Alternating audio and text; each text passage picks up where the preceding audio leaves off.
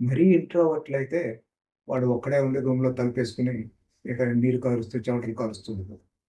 Otherwise in general మనిషి సంభాషించు.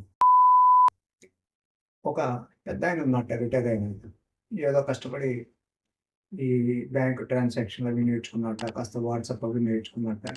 ఎందుకంటే ఇప్పుడు చాలామంది 60 ఏళ్ళు దాటిన వాళ్ళని మీరు చూస్తున్నారు. చాలా కష్టపడతారు. వాట్సాప్‌లో మెసేజ్ పెట్టాను కానీ బ్యాంక్ ట్రాన్సాక్షన్.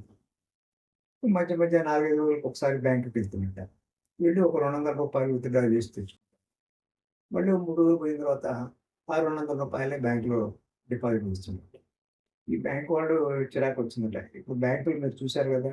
ఏ బ్యాంక్‌కెళ్ళినా కూడాను వాళ్ళు మీరసలు మా దగ్గరికి రాకండి. ఇదిగో ఇప్పుడు కొడితే ఇట్లా మీకు ఇది పడుతుంది. ఫోన్‌పే పెట్టుకోండి. ఫోన్‌పే పెట్టుకుంటే మీరెక్కడ ట్రాన్సాక్షన్ చేసినా దీనికే. ఇదిగో నెట్ బ్యాంకింగ్ నేర్చుకోండి. దీనితోటి ఎంత అమౌంట్ అయినా మీరు వాడికి పంపించొచ్చు, వీడికి పంపించొచ్చు. వీళ్ళంతా ఎక్స్‌ప్లెయిన్ చేశారట. పాపం మీరు చెప్పింది బాగానే ఉంది. నేను ఇంట్లో నుంచి చేయగలను ఇవన్నీ. ఇదిగో మీ పక్కనే ఇది చేసి చూపిస్తాను.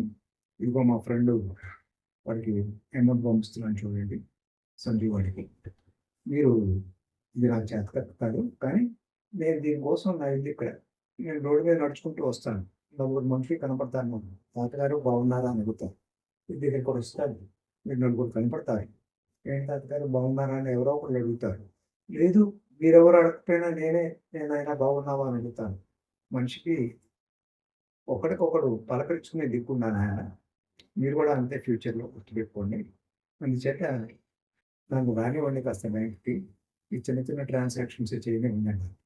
అప్పటినుంచే బ్యాంక్ వాళ్ళు గూడాను ఇలా చిన్న చిన్న ట్రాన్సాక్షన్స్ చేసేవాళ్ళైనా పెద్దవాళ్ళని కొద్దిగా గౌరవం ఇచ్చి, రెస్పెక్ట్ ఇచ్చి, వాళ్ళని రండి తాతగారు కూర్చోండి ఏం కావాలి? అని చెప్పి మంచినీళ్ళు తాగుతారని అడిగి, ఒక 5 నిమిషాలు కూర్చోబెట్టి వాళ్ళతో మాట్లాడి పంపిస్తున్నాను. మీరు కూడా అలాగే చేయండి.